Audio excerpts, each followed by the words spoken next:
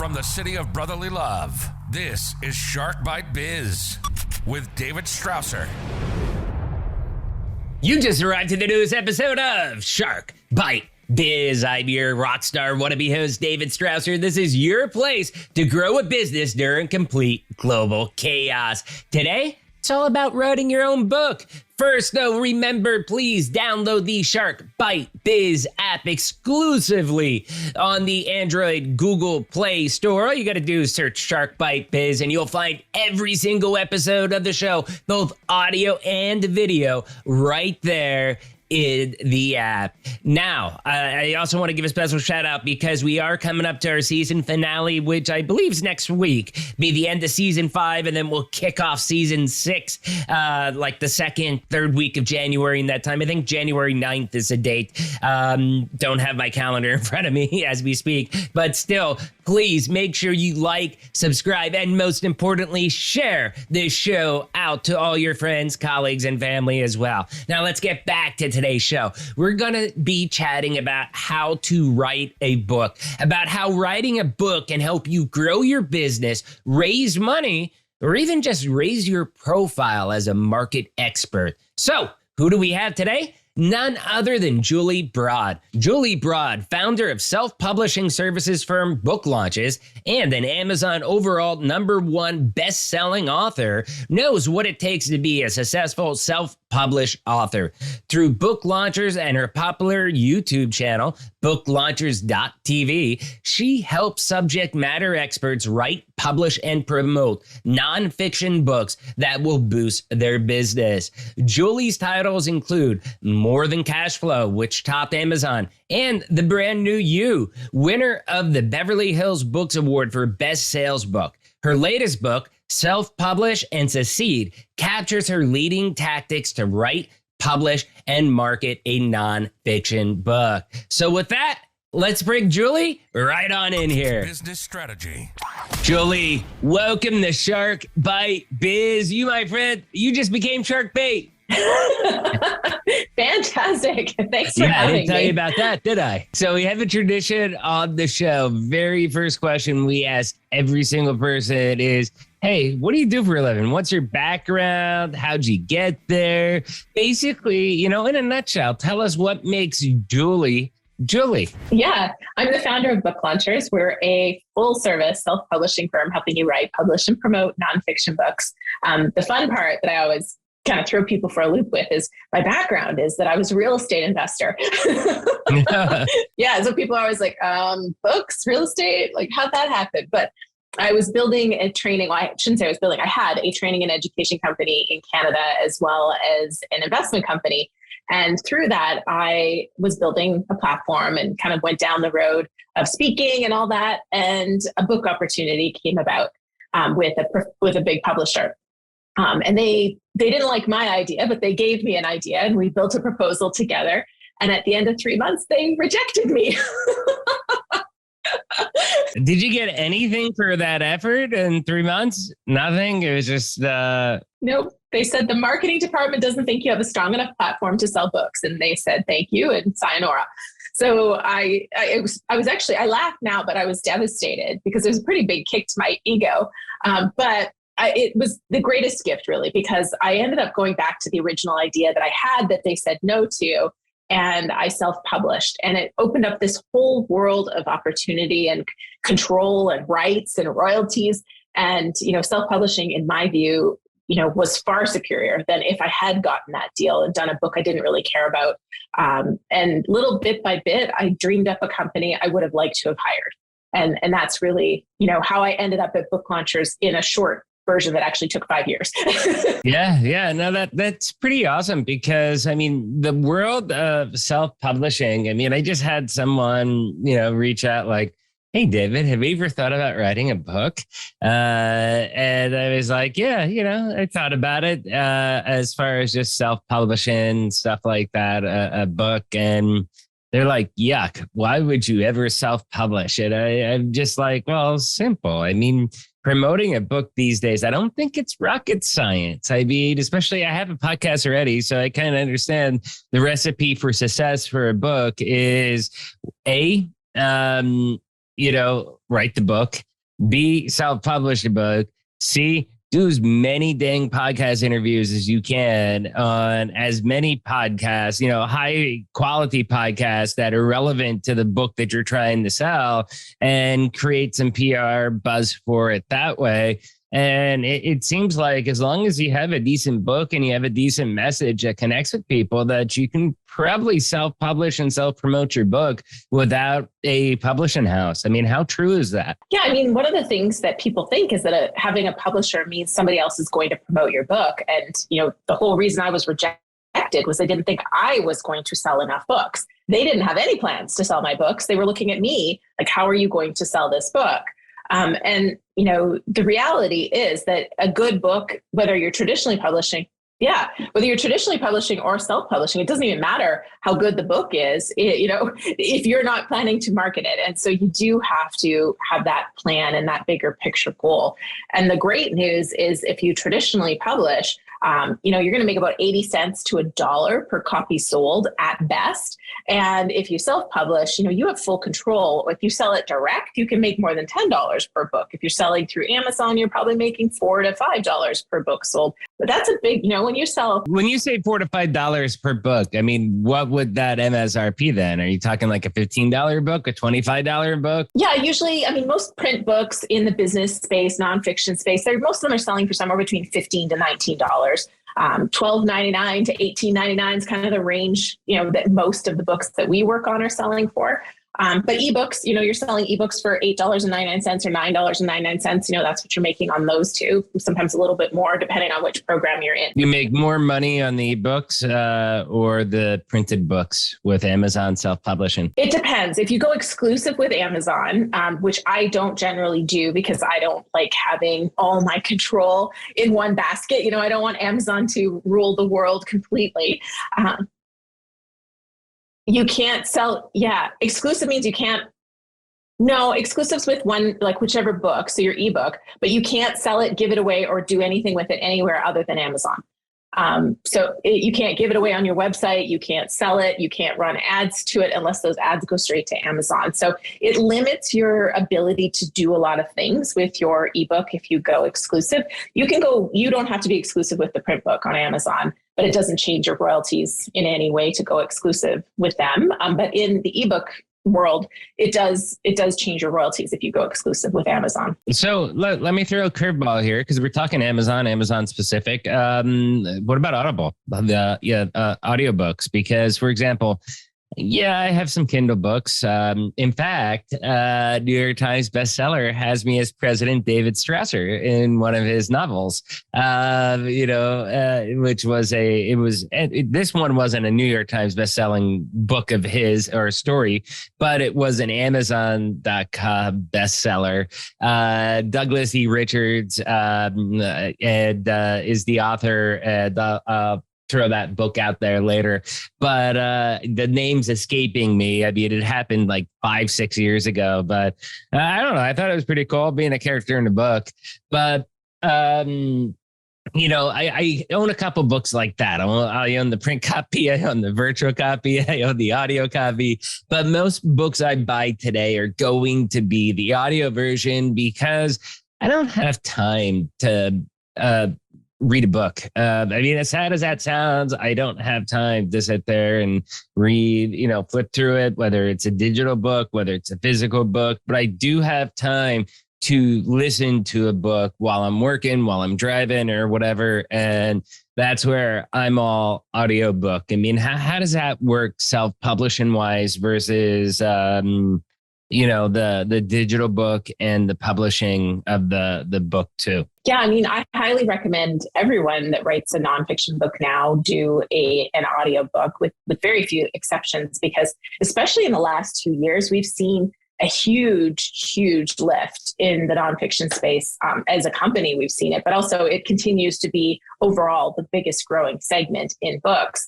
But it's been really interesting because it used to be for our authors, we'd see if they had an audiobook version of their book, we'd see kind of 60 to 70% of the book sales would be in print. 15% would be in ebook or audiobook, and kind of the other piece would be in the other ebook or audiobook. And, it would kind of just switch a little bit there. But what we're seeing with some titles now is 40% of their overall book sales are in audio.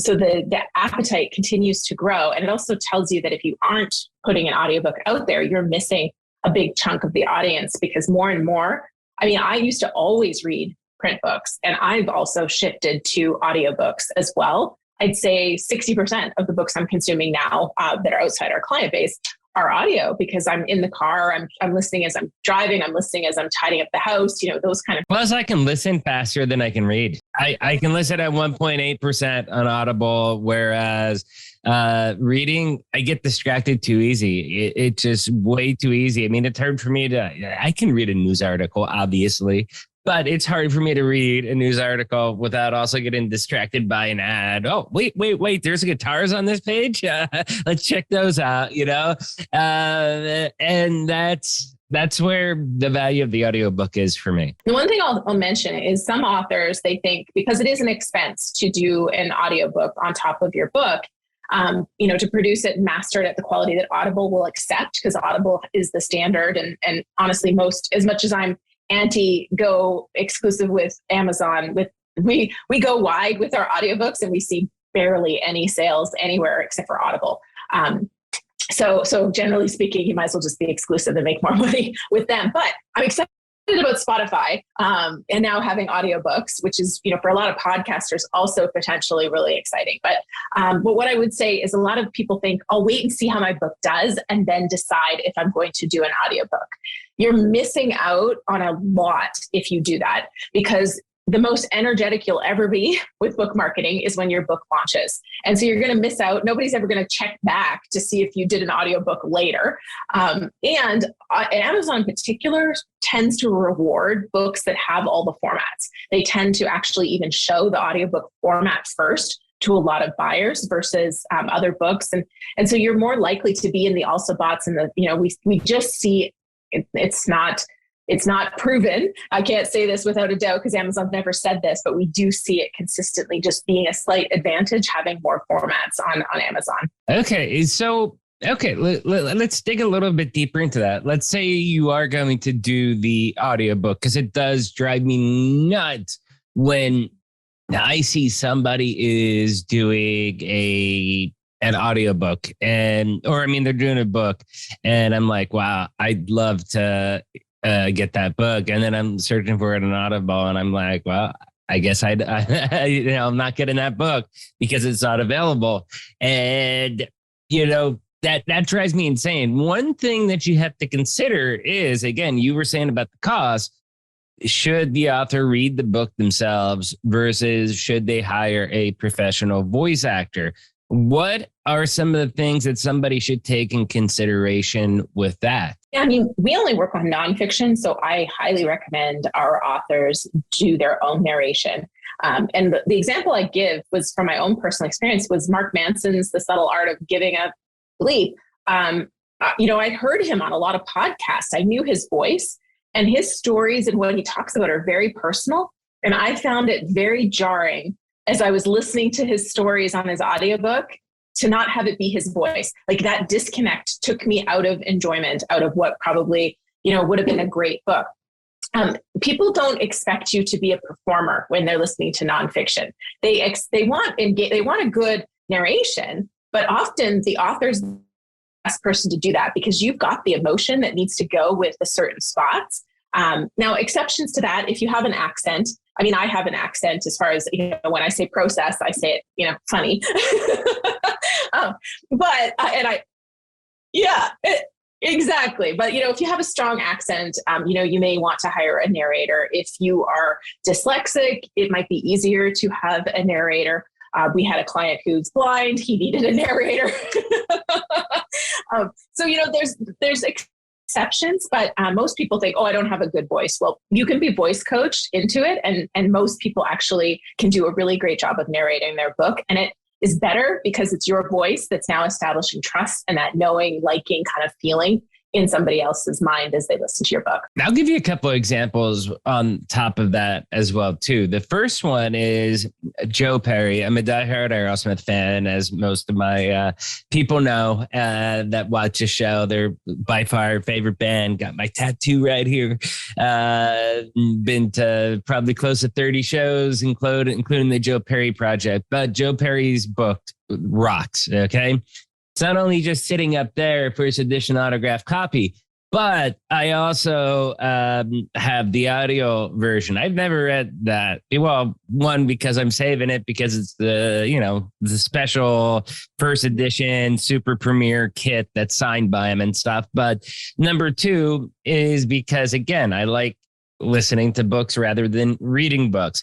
And I listened to Joe Perry's book, and Joe Perry doing the book, it was like he was sitting next to me telling you his life story. Okay. And to me, that was mind blown because Joe Perry is my idol. And it's like, wow, all these intimate details, or you hear about you and Steven fighting, Steven Tyler, obviously people, you and Steven fighting, and this is your side of the story. And then you compare it versus some of the other books that are out there, whether I think Steven Tyler's book, I forget if it's Steven Tyler's book or Joey Kramer's book. One of them did not narrate it themselves. And it's like, no. I know your voice, I think they may have done like only the intro or something like that. And that was it, that little blurb. And it was like, this is a total disconnect. Like, no, this is not like I'm hearing your life story in my brain, and I know your life story, okay? And I know your voice, and this is not connecting that dot with you. Whereas with Joe Perry, it was a full connection, and it blew me away, like just listening to it in that aspect. I think that's probably the first time that I really fell in love with audiobooks because, again, it was my idol. It was his voice. He was telling his story, and it just blew me away. Another example is I bring this up every now and then on the show too. The Little Red Book of Selling by Jeffrey Gitomer does the audio in that.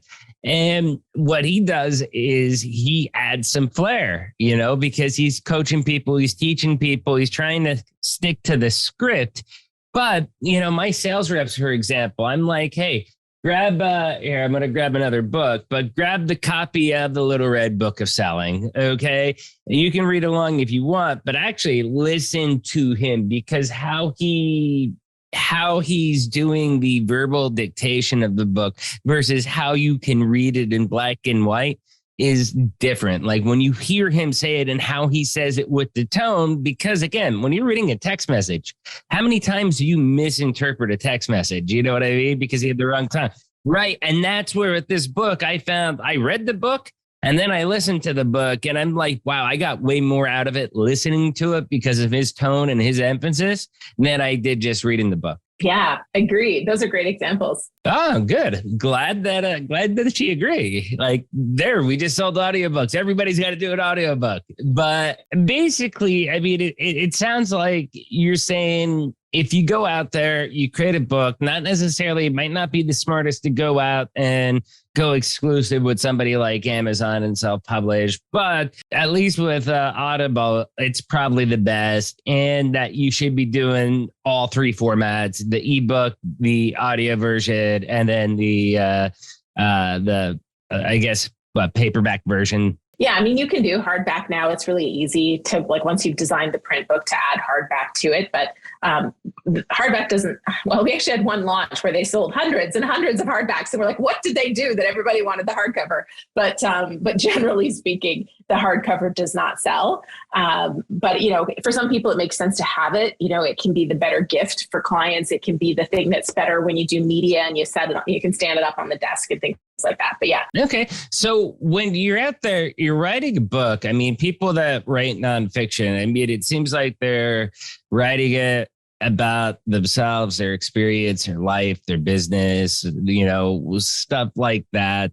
I mean, what are some of the benefits of writing a book, of being like, say you're a business expert, somebody like me, like what would be the benefits of somebody like me writing an actual nonfiction book, besides just sharing my knowledge? Yeah, I mean, the first is you want to figure out what you hope the book will do and who you're trying to reach with the book, because the book might be about you and your expertise and your story. But at the end of the day, if you want it to have any impact, it has to be for a reader and to be really clear on who it's for and why you're writing it for them.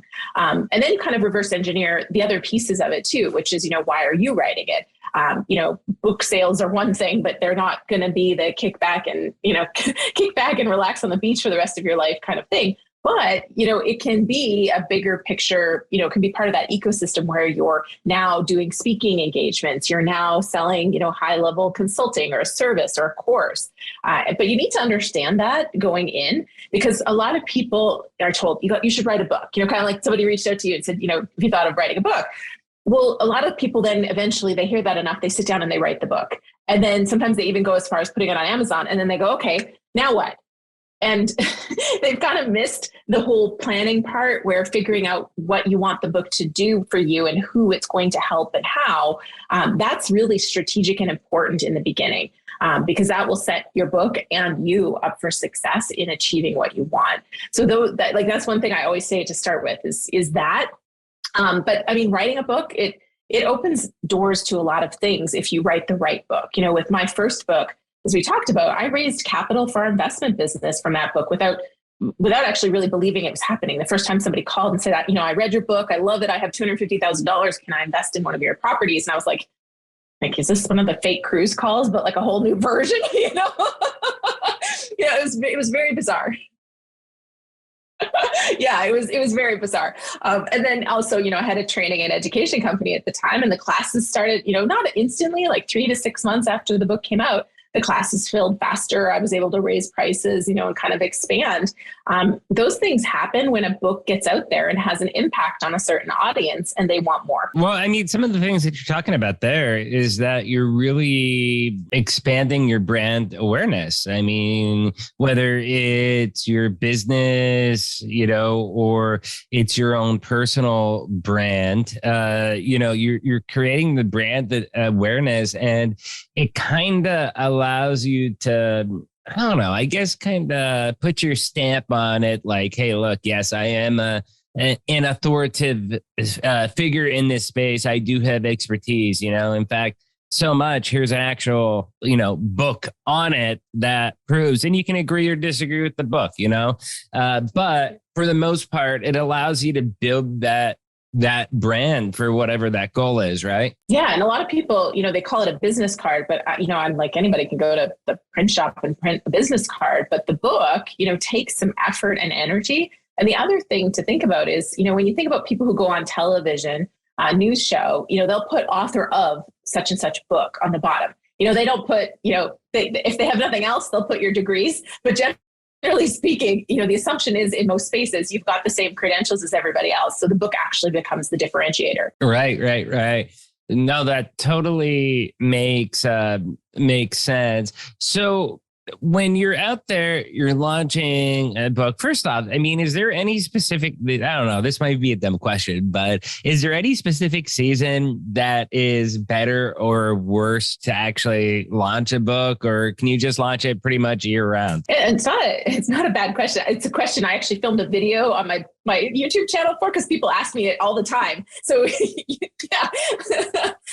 But yeah, I mean, there isn't necessarily a bad time to launch a book, especially if you have your own audience, but it's hard to get attention for a book launch in December. It's also hard to get attention for a book launch in July and August. And that's just largely because those are busy seasons where people's attention are pulled in all directions. And yet book sales are really high in August. And, a lot of books sell in December as well, because people buy gifts. But that doesn't mean it's a good time to launch a book, because the momentum can be really hard to pick up in those spaces. It's hard to book media. It's hard to get your friends to write the reviews they promised. Those are tough months to do it in. I think it's also tough in certain cities as well too. I mean, you're in Los Angeles. I lived in Los Angeles for many years, and if I was to, try to promote it locally, yeah, I could to small groups. I mean, I had a lot of networking groups, stuff like that, but I mean, in a specific market, I don't know. I think it's hard. I think, you're fighting for attention almost. And especially during COVID, everybody became an author, just like everybody started hosting a podcast. It's just one of those things that people did to fill the gaps of extra time that they now had in their lives while they were stuck in their houses. So I think, like, how do you compete for that attention span, of potential people when there's so much other competition out there now? Yeah, I mean, first, a lot of people say that. They're like, oh, everybody's got a book. And I'm like, well, if everybody has a book, then you're not even meeting the bare minimum. So you better get your book done. That's the first thing. But the other thing is writing a book that solves a very specific problem for a very specific audience. But, if you solve a specific problem for a specific audience, then you've got a market for your book and they'll need it. One of the books we put out that I always refer to is called Tactical Lockpicking. It's a book on getting through locked obstacles in an emergency. Fire responders are, people that absolutely need to know how to do that. And otherwise, they can't save lives, or they're going to have to do a lot of property damage in order to get in there. So, and I need to know how to do it when my neighbors take a vacation. So we're good. Right. Somebody told me that they locked their child locked them out of the house the other day when they went outside to get their mail. And I'm like, I got the book that you needed. Too late. Yeah, exactly. Too late. But you needed that skill already. But that book sold incredibly well. And we had on my team that pitches people for media appearances, they had like a 75% success rate, which is unheard of. And it's because it solved such a specific problem for such a specific audience. It was an automatic yes. Yeah. So I guess, we want to start wrapping up, and I got two final questions for you. The first question I have is length. How long should a book be? And should you be looking at which version of the book should you be looking at when considering length? Are you looking at the printed book and seeing how long that is, the digital book, the audio version of the book? I mean, where do you find the happy balance for everything? Yeah, I mean, the book shouldn't be longer than it needs to be to achieve the outcome for the reader. So don't fluff it up to hit a word count. But, for it to be a legitimate book, you kind of want it to have about at least 25,000 words. The typical business book or nonfiction book these days is somewhere between 40,000 to 60,000 words typically. That's usually about 200 pages in a normal print book, 200 to 250 pages. But, we have books all the time that are, I just got one yesterday that I think launched a couple weeks ago. And this is, relative to my book. This book is 65,000 words. So you can see, it has a very specific problem that it solves. So the book should be as long as it needs to be, but you want to get it long enough that it still feels like a book, not a brochure. Oh yeah. I get a lot of books that are smaller. Maybe this. I'm not an Apple person, but my company gave me an iPad mini. So think of this iPad mini size book and about 120 pages. I get a lot of authors that write books that are roughly around that size, and that's what I get sent. And then I'm like, okay, if it's specific, it's a niche, and most of them, though, to your credit, it is something that it's a niche, a niche book written to a very specific audience. So that's probably where they can get around with writing a shorter book, just because of the fact that, again, you don't want to just milk it out like, oh, it's only 100, 120 pages. No, I got to double this. So let's put a lot more ands, ifs, and buts in there. And that you just get a boring book, Exactly. And I mean, readers generally appreciate a short book that accomplishes the outcome that they wanted in a short amount of time. Now, kind of like this podcast. Yeah, exactly. you go back to your bigger picture goal, though. I mean, if you want to get speaking engagements, that tiny little book may not give you the credibility opportunity to get on a big stage that you're hoping for. So you want to kind of weigh it with those things. Right. That's where you write 3 or 4 little tiny books. And then you could do like Jeffrey Gitomer, the little red book of selling, little black book of this, little green book of that. And you got this whole like 15 book collection of these little colored books that came out throughout the years. I mean, that's pretty smart. And they all fit a specific need and very easy, light reads. Anybody that's just starting to get into basic sales or wants to brush up on sales skills, I swear those books are still solid. But anyways, Julie, hey, this has been amazing. This is one of the topics that I love talking about. I've been wanting to talk about for a while. So I thank you so much for coming on. Can I please ask you, where can people find out more about you? Where can they find out more about book launchers? Please share where they can find you online. Yeah, the best thing to do is to go to booklaunchers.com/7 steps. So 7 steps, and download our 7 steps to write a book that's set up to sell. That will get you all our links, all our contact information, and my email address. So you can get fully in touch and in contact through that. Perfect. And as everybody knows, we will have the link down below in the description. Julie, hey, thank you so much for coming on. You shared so much info. This was great. I love talking. Anytime I could talk about Joe Perry and Jeffrey Gitomer in the same podcast, it was a successful show for me. Awesome. Well, thank you for having me. No problem. Thank you. Cheers. Wow, that was an incredible chat with Julie, wasn't it? First, you all know the routine. If you found this interview helpful, if it sparked those warm and fuzzies, do me a favor, hit that like button, hit that subscribe button, but most importantly, share this video out to anywhere you dwell on the interwebs: Facebook, LinkedIn, Twitter, Minds, Rumble, wherever you're at. Share it to your friends, colleagues, and friends, because Shark Bite Biz is the greatest kept secret in the world of small business and professional growth. Now, let's get back to the real rock star of the show, Miss Julie Broad. I'm not gonna lie. Okay. I've always wanted to write a book. I've had a couple of ideas from, like, for example, what I've learned on this show with so many amazing guests, just like Julie, and the advice that I got during one of the most craziest times for business in our lifetime, being the pandemic. But I've also wanted to write a book on my life as well, too, because as many of you know from listening to the show week in and week out, I've had a very non-traditional life, a very non-traditional business growth, career growth, professional growth. It's been a long and hard journey for me. And I know many of you out there watching this episode, watching this show that love Shark Bite Biz are probably thinking much about the same thing. You're probably thinking about writing your story, writing your expertise. And, when you come down to it, there's not many people that don't want to share their knowledge and help other people grow. And most of the listeners of the show, I think, are doing that or want that. In fact, I'm doing that. Instead of booking private sessions with all these experts out there and learning from them privately, I bring them onto this show. I do a live interview with them. Well, it's recorded, but it's live with me, and then you guys get to see the replay.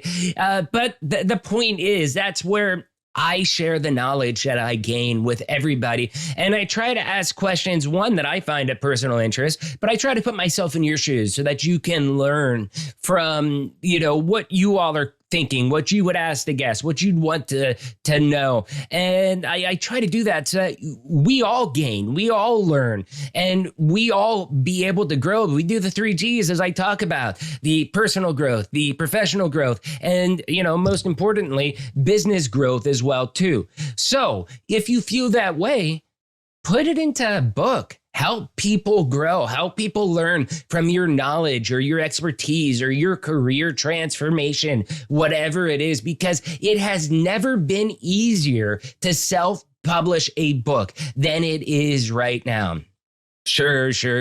You'll need a marketing plan. You'll need an editor, but the time is now. I mean, this is really the golden age of self-publishing books and being able to get your stuff out there and get yourself bona fide as an expert or help earn money for ideas or your business or whatever it may be. That's where somebody like Book Launchers and Julie Broad can help you really show what an expert you are in your field or whatever your business is, or your life story, your career transformation, whatever it is. It can really, help you get that book written, get that story told, and get it out into people's hands. Because really, what good is a book if no one's buying it? Or even if you're giving it away for free, okay? What good is an ebook that no one downloads? You get what I'm saying?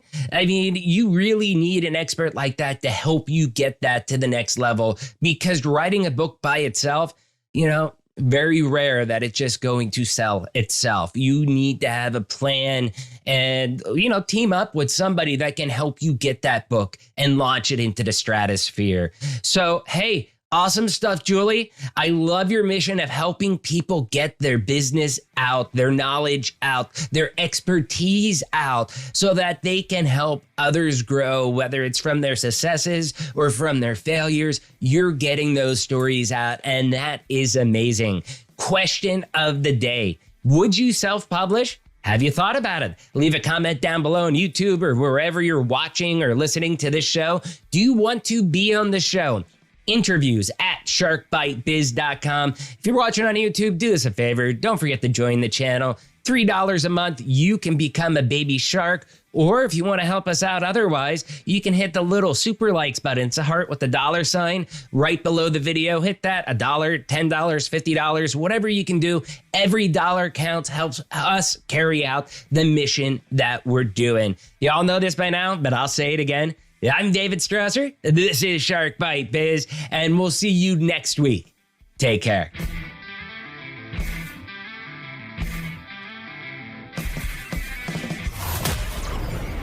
Thank you for listening to Shark Bite Biz. We hope you got some insightful info from this podcast. Be sure to subscribe to us through your favorite podcast app and visit us on the web at www.sharkbitebiz.com. How has business changed for you in the 20s? Email us at podcast@sharkbitebiz.com so you can join us and share your story.